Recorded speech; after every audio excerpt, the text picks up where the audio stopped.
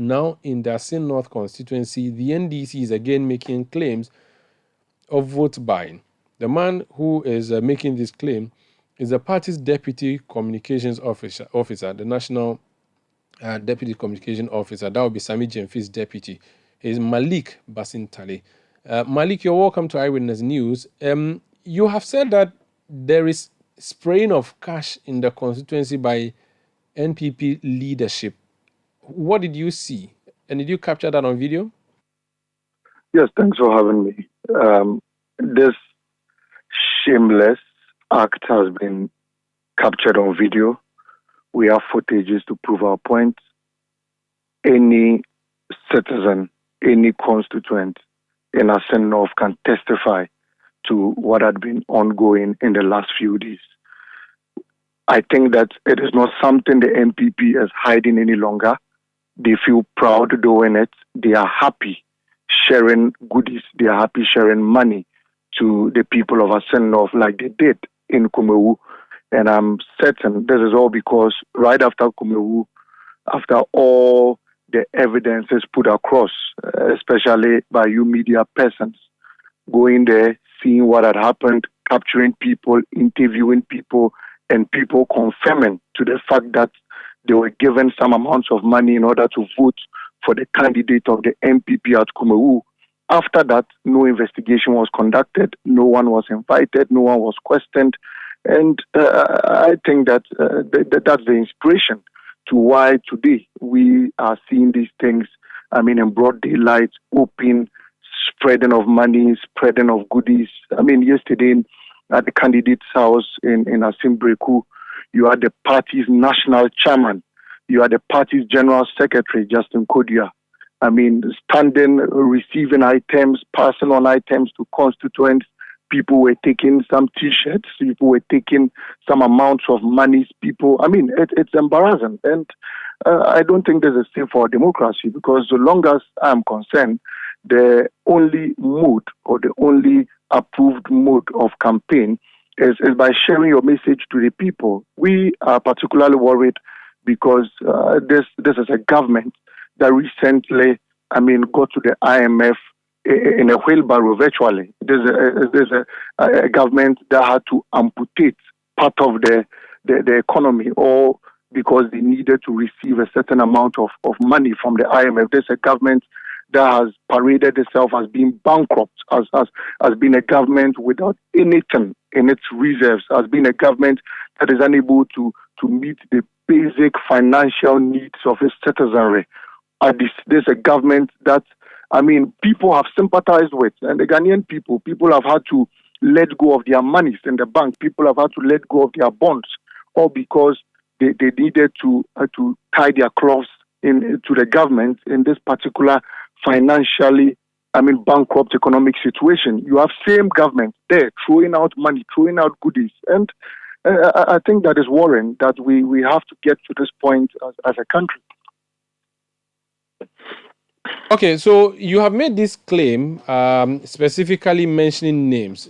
If we asked you to show us proof in terms of videos, these gentlemen that you named distributing cash to people who are constituents in the constituency, you have that video? Because I remember this allegation came up when you went to Kumewu. I spoke to one of your national officers. He said to me that there was evidence, but you would decide what to do with the evidence after the election. We haven't heard much about what you did in terms of reporting any person specifically. Should we not take this as just an allegation that is unfounded? I've stated that there are video evidences to this. There are pictorial evidences to this. There are voice notes to this. I will share them with you so you could play them for our listeners to also understand and have first-hand information of whatever we are discussing now. We have said that it is no longer something that is being done in secrecy. The NPP is boldly doing it. They are doing it out there in broad daylight. No one is hiding any longer.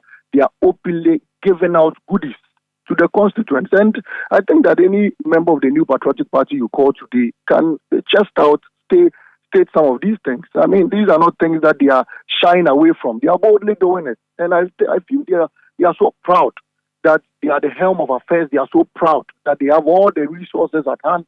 They are so proud that they command and control the resources of this country. And they are so proud that they decide as to what they want to do with it. And that is why they are there doling out cash to the people of Assin North, because they want them to simply vote for whoever they want their candidate to be. We have gone to Assin North with two great messages. The first is for the people to vote for James Quayson in their fight against injustice in this country, in their fight against oppressors' rule in this country. The second is for the people to consider the track record of our candidate and the NDC, the National Democratic Congress at large. It is for them to consider that this is a man who had been injuncted for more than 1.5 years, yet still on a monthly basis he got to Assin North and he did something for his people.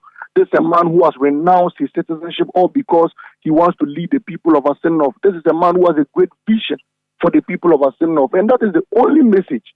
That is the only message we have been sharing there. And I think that the people have been so happy receiving the NDC, the people have been so happy receiving our candidates, and they have demonstrated to us that in the 2020 election, it was not by mistake that they decided to vote for our candidate. They decided to give him more than 3,000 votes ahead of the NPP's candidate. It was not by mistake. It was not by mistake that they voted skirt and blouse. They said they are conscious people, they are discerning people, and they made a conscious effort to reward Honorable James Quayson because they knew what he had in stock for them. They knew what he had in mind for them, and they knew his great vision for the Assin North constituency. And so we are confident that with this part of ours and with what we are bringing on board versus the monetization, the sharing of goodies, the sharing of cash, the doling out of monies, and that arrogant, rude lifestyle of a government.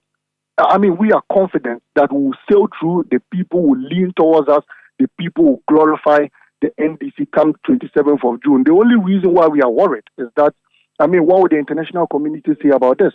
What would the IMF say about this? What would the World Bank say about this? I mean, a few months ago, you were at our doorstep in a wheelbarrow, virtually in a wheelbarrow. We asked you to amputate part of your diabetic economy. You had to go and do that. You came back to us. We asked you to go back and amputate. You went back. You shredded the entire economy. You go back to us, and we decided to start giving you the money in bits. And then after the first tranche, you are found in a by-election spreading the cash, shamelessly throwing away monies. And this is the worry, I mean, of the NDC. Malik Basintali is still on the line. Quickly, in 30 seconds, Nana B says there that the video you talk about, the goods that are being loaded to be delivered, is a regular occurrence for anyone who is in that constituency, and that this MP has a foundation that has been actively involved in. So that is all you're seeing. It is not vote buying as you're claiming. First of all, after being pushed further as to why they are sharing cash in the constituency, he ended up justifying it by saying that the MP or their candidate had been giving small loans to market women, and that it is not something new. He had been doing it. He has been giving small loans. And so it was an attempt to justify that indeed monies were being given, but we should accept them as being small loans to market women. That was the justification. The second is saying that their candidate's foundation was what was donating those bags of rice and fertilizers and all that to the people. It's neither here nor there. Umaru, how did the MPs or the candidate's foundation get access to not for sale fertilizer? And this is the question we should have been asking him.